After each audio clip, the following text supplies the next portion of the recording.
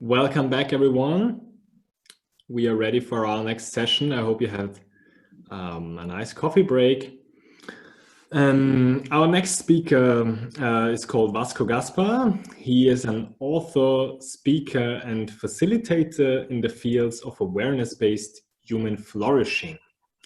And he himself has been trained directly by some of the world's greatest specialists in related fields like mindfulness, heartfulness, and presencing.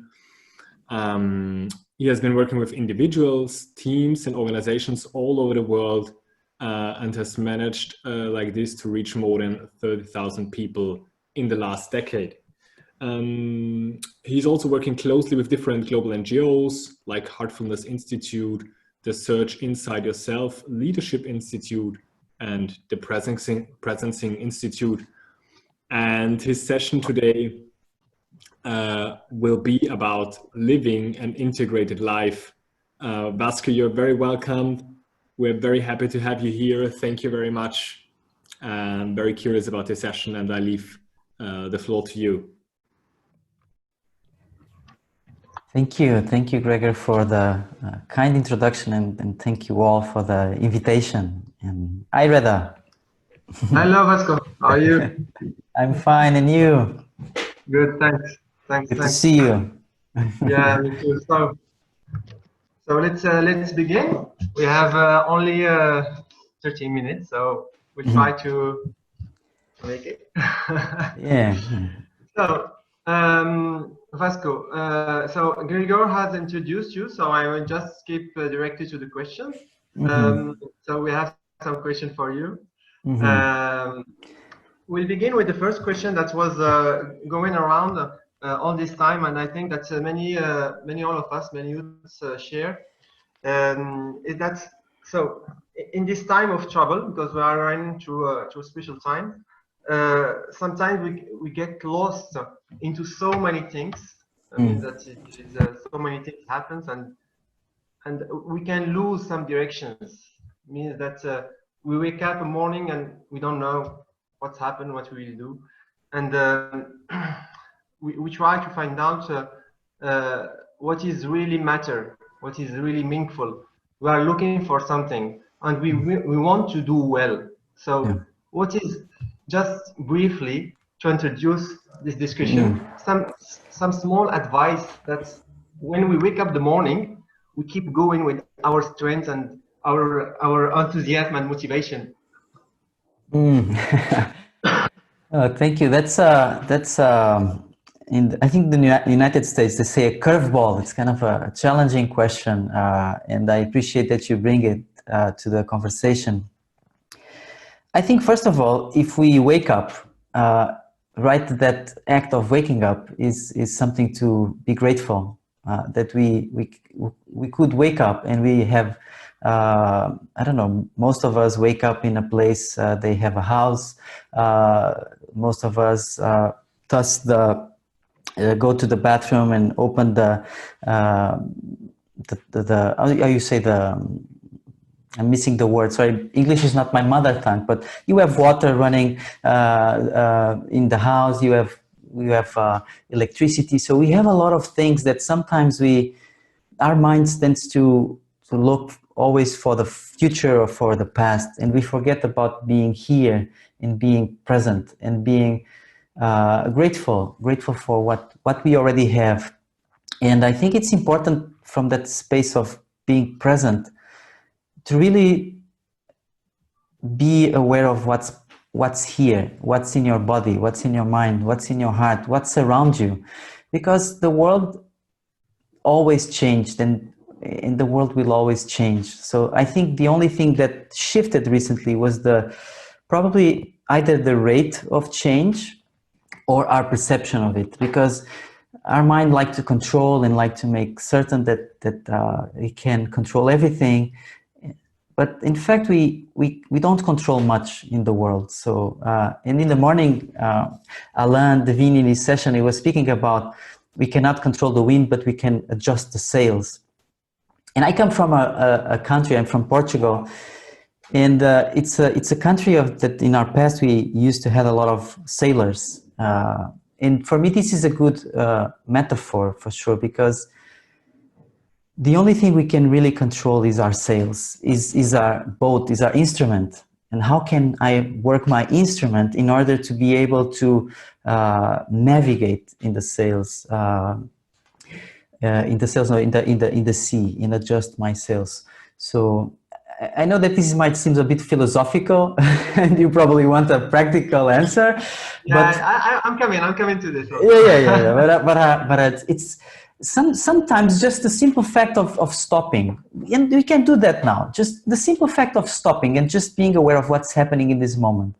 Let's do this together, and I just invite also the ones that are watching, if you can allow yourself to just stop for 3-4 minutes to do what I call a check-in practice, okay? A check-in, and the idea is for us to check in, how is my reality now? How is my reality now? Either it can be pleasant or unpleasant, and we don't want to change the reality. We just want to bring awareness, to be aware of what's happening in me and around me now, without judging, just being curious and open. Okay, so let's I invite you to, if you're comfortable in closing your eyes, just closing your eyes or lowering your gaze, and the intention is just to reduce distractions.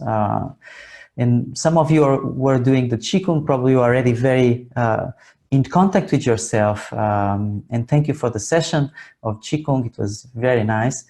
But for the ones that just arrived, let's just close our eyes and take a long breath. Just really take a long breath.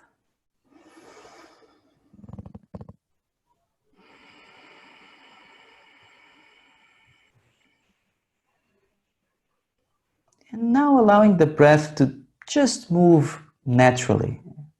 And it can be fast, can be slow, can be more in the chest or more in the belly.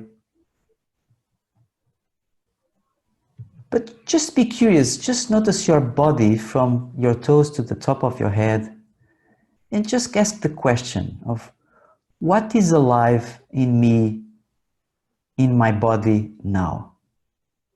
And just notice for the next 10-15 seconds, what's alive in my body now?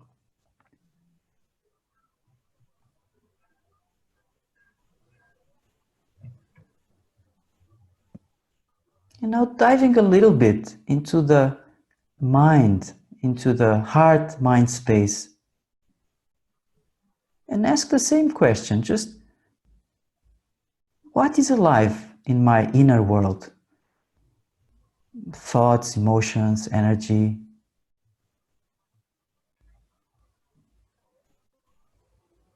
The sky can be blue or it can be cloudy, but just noticing without trying to change.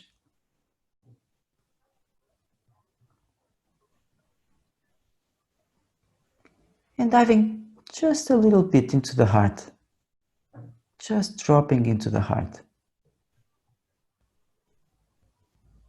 What's alive in the heart?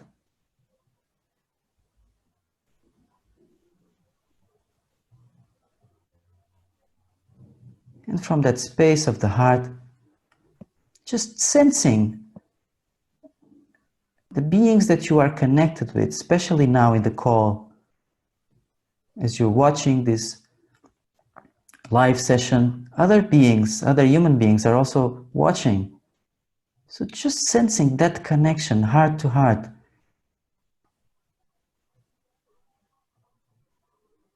This social being that we are somehow creating now in this Youth 2.0.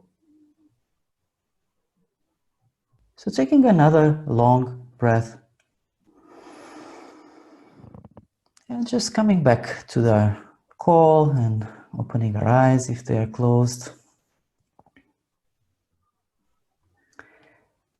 Taking your time, and so I'm curious, Reda, what's alive in you? What's alive in you? What did you notice? I noticed that I was a little bit stressful So I think it's fine. It's okay. Yeah, it's a live session. It's normal. I was too. Yeah. So just I was too. Yeah. But this exercise, it was very simple and very helpful. Means that I felt relaxation coming a little bit by little bit, and more question for you. So. Oh, that's the idea, because when we stop, when we integrate ourselves and we become more integrated with the experience we're having, sometimes it's a challenging experience. We have difficult thoughts and questions, but when we just check in and we just notice what's alive now, sometimes insights come and clarities and new questions. So just share some of the questions. I'm very curious. I think inspiration was what the thing that was alive at this moment, was coming from this conversation. And I was thinking that when we are, so you talked about gratitude and life appreciation. When someone is going through some psychological pain or fear or stress, something that gets disturbing his system, how can he integrate this gratitude and appreciation of life that is essential to bring balance? How can we do this? Because there is so many practice, there is so many things that we can do. How we can just have simple things to do? So I can share some of the things that are useful for me. I don't know if they are useful for everyone, but the things I've been finding useful more and more. One is self-compassion. Is about, especially it's not easy, but especially when I'm dealing with difficult emotions, confusion, anger.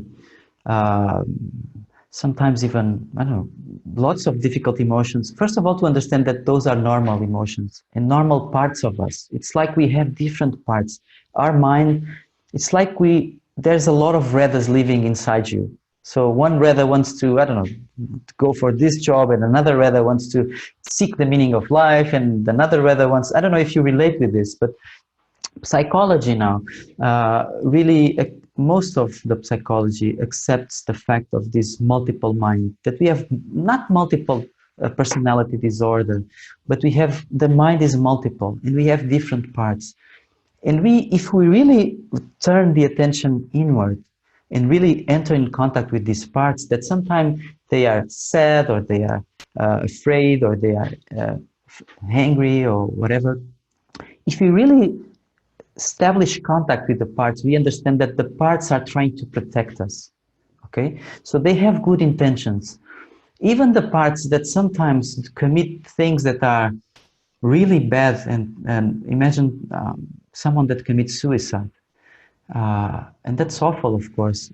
But even the part that commits suicide doesn't want to kill the person. It wants to kill the pain. Okay, I don't know if it makes sense.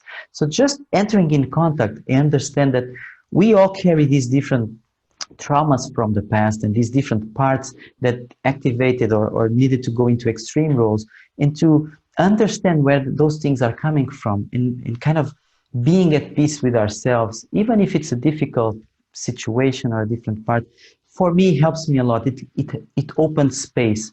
It's like the idea that it's like you have multiple parts, multiple personalities that sometimes fight with each other, but at the core, there is something that is not a part, that is indestructible, which is yourself, or your highest self. In some traditions call it a higher self.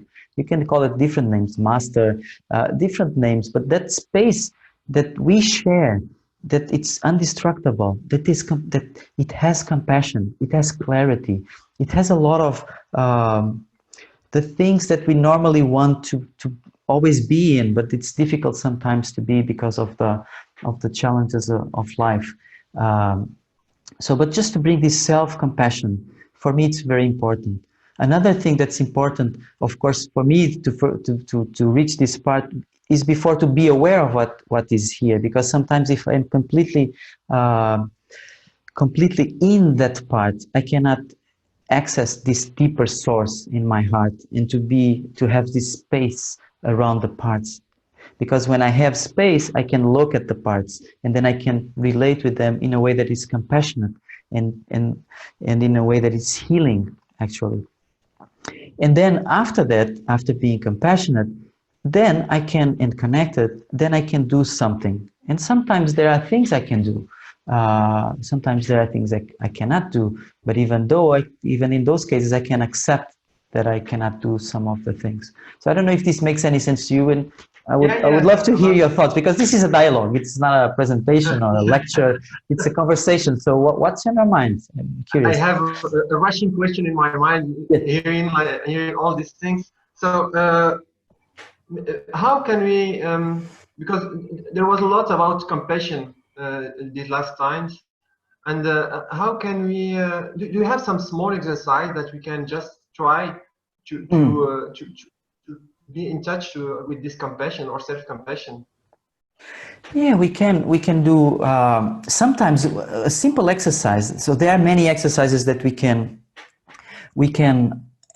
It's not grow compassion. I don't like the idea of that we cultivate or grow compassion, because I believe that our core, our essence, our self is naturally compassionate. Okay, and when we access that source, you naturally enter in contact with compassion. But one thing that, for instance, for me, practices like heartfulness helped me a lot on not cultivating the compassion, but cultivating the access to the compassion that's already here. But one thing that we can do, and I'm just going to invite you and everyone at home just to do it. So let's just do another exercise very quickly that you can do when you are feeling, I don't know, especially if you are very agitated. So your what is called the sympathetic nervous system, for instance, you are feeling anxious or you're feeling with anger. This can help to downregulate, and it's very mechanical, so it doesn't involve so much the cognitive part, which for some people is more useful, because some people have difficulties in bringing the cognitive part. So you just imagine you go to a place that you can feel comfortable, and I invite you just to close your eyes. And once again, the idea to close the eyes is just to dive into yourself. That's the only reason. So, and the idea is not to be distracted by the outside world. So when we close our eyes, and for some people this can be threatening. So if that's your case, just lower your gaze on the floor. So you just close our eyes and we take a long breath. Once again, the breath is always a good entry point into our autonomic nervous system. So we can use the breath, just taking one long breath.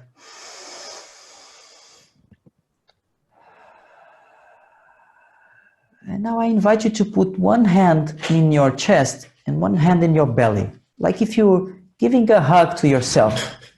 So just put a hand in the chest and a hand in the belly, and see what is the hand you prefer. Some people like the left hand on the top, other people like the right hand. Just put one hand on top in the chest and another in the belly. And just notice how you are breathing now, how the hands are moving as you breathe.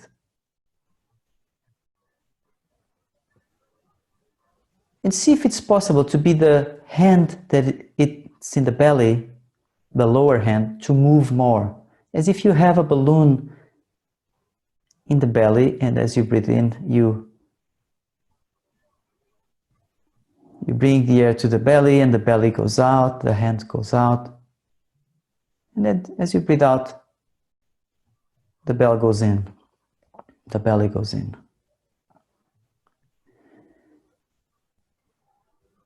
And keeping this more abdominal breathing, but now trying to count up to 4 as you breathe in. So counting up to 4 in the in-breath. And as you breathe out, just counting up to 6. Once again, breathing in, counting to 4.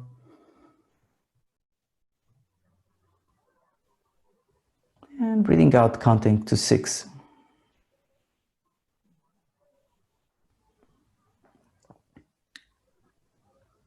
And lastly, try to imagine and bring to your heart either a place where you feel safe and protected, or a person, someone that you really feel love or feel safe with, or you care about that person or being. So just allowing that person or that space to be present in your heart.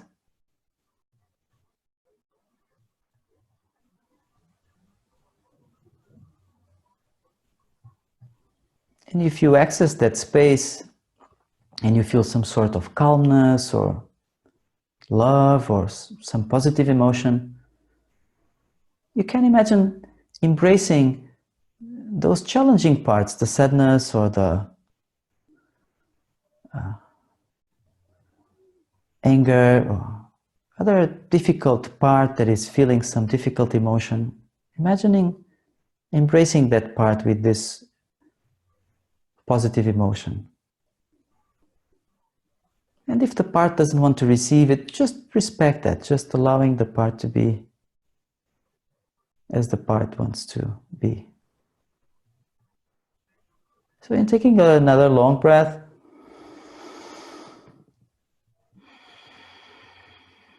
and bringing the attention back again to our call.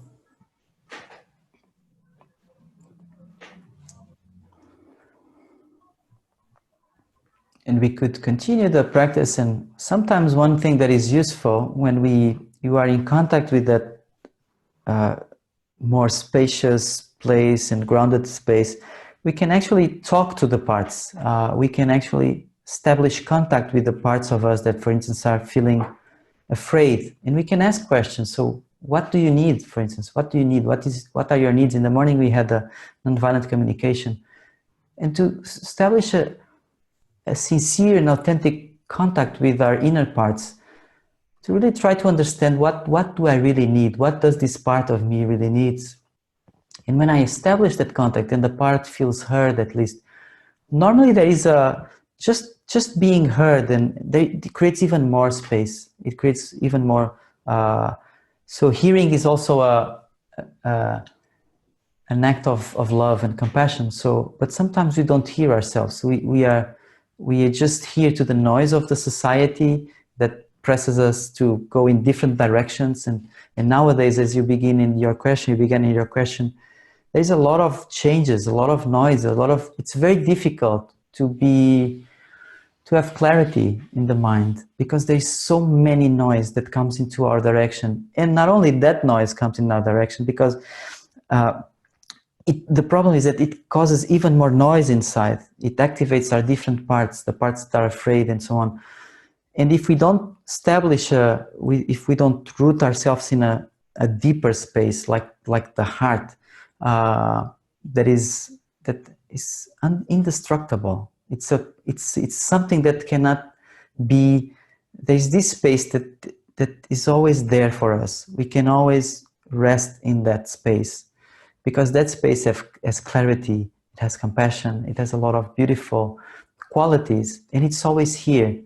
The problem is the noise, and so that's why it's so important, I believe, at least for me it's very important, to have different practices to access that space. And I use different practices, and heartfulness, as you know, is one of my main practices, or my main practice actually, but there are others. And sometimes some people just being in nature, or looking at an animal, or looking at a loved one, allows us to access that space of sanity, and reduce the noise. So I don't know if this is as helpful for you or not. So what's on your mind? I'm curious. I feel more and more relaxed now. I was telling myself how I can find more questions for you. It's very simple, and even from the even if we look at this from a very scientific and physiological point of view, Reda, if we think that our autonomic nervous system, so we have an autonomic nervous system that is basically designed for survival. And we are always, even if we don't want, we are always checking for potential threats that can hurt us. So, and this is completely beyond our conscious mind. So it's really automatic. So when we see something that can threaten us, we activate what is called the fight or flight response normally, which is what is called the sympathetic nervous system. It's like the speed up, like adrenaline goes into our body and so on. And we start, for instance, feeling anxious or feeling with rage or whatever. And if the threat is too much, we go into collapse mode. We activate what is called the dorsal vagal response, which is kind of a complete stop. It's like going numb and dissociate. But the thing is that we also have a third response, which is called the ventral vagal response. And I'm not going to enter in detail because this is not something technical that we are discussing here. But it's the response of our autonomic nervous system that when it's active, it's what allows us to be connected with each other, to be connected with ourselves first, to be connected with each other, and then to be connected with something larger. And if we don't access that space of integration of our nervous system, we cannot be connected with one another. Actually, we cannot be even connected with ourselves because we are in fight or flight mode. We are trying to survive. Actually, we don't have access to the parts of our brain that allow us to think correctly because the blood is in our limbs to fight or to flee or we are completely frozen.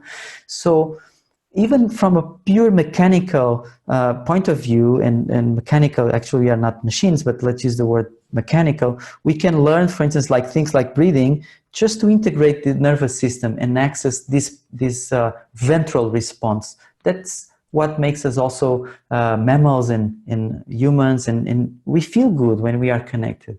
We like to be connected. All of us, unless you have a very traumatic past, we like to be connected with each other. Actually, we need to be connected. It's part of our health. We need to be in contact with each other to care for each other. And actually, there is a lot of studies showing that when you do a compassionate act to others or a kind act to others, you feel well. So there is a response in even physiological response of feeling well.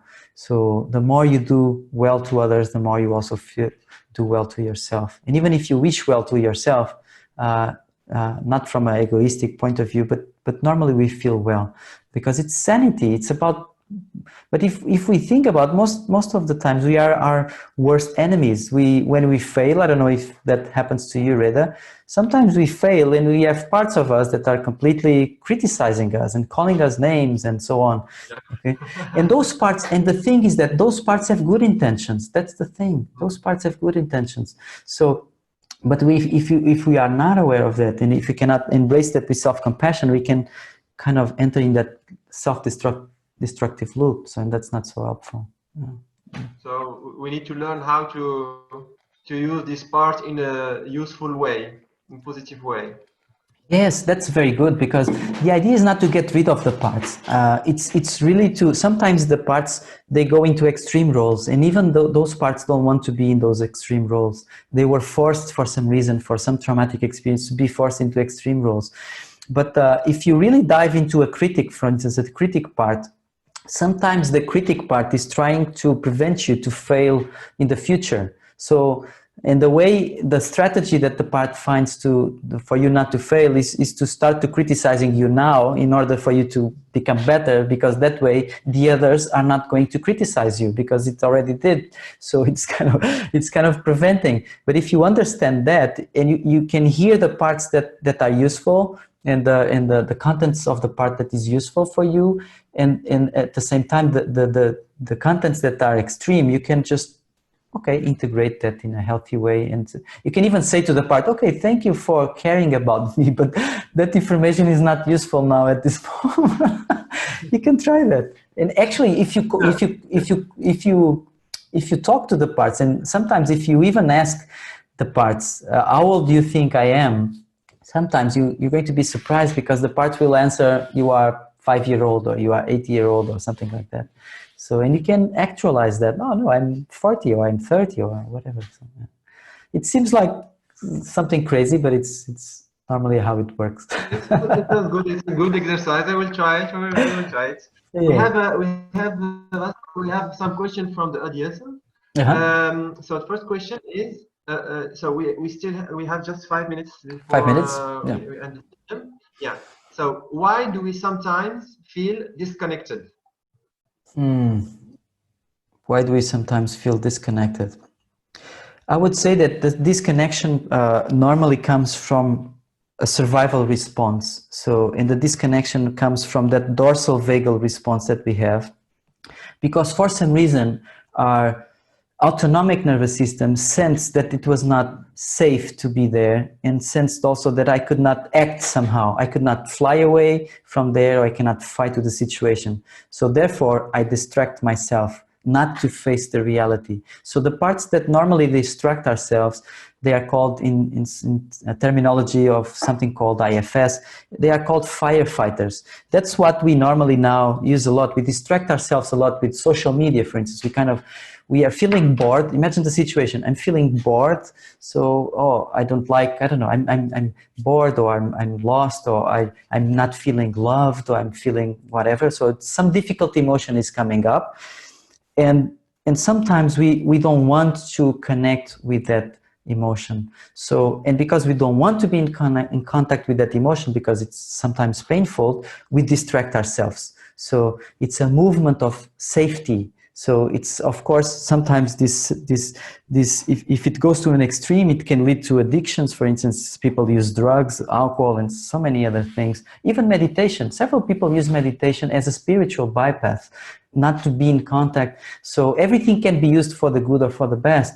So, and I know some people that I can see that they are using, for instance, sports. You can use sports to be healthy and so on, or you can lead it to an extreme, not to, and it's not useful. So everything needs to be balanced, I would say. So I don't believe that if you meditate for 10 hours a day or 12 hours a day, forever, if that would be very useful, unless you decided to be in a monastic life, and that's a different story.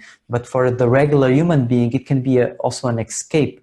So everything needs to be balanced. So that's why I think it's always good coming to meditation, that you have teachers, that we have someone that can guide us and that can show us our blind spots, a teacher, a master, sometimes a friend, but someone that I can speak also with, and so on. Because the distractions sometimes come from that not wanting to face reality. Yeah. Okay, thank you. So another maybe last question. If you had to say a few words to someone in distress, what would you say?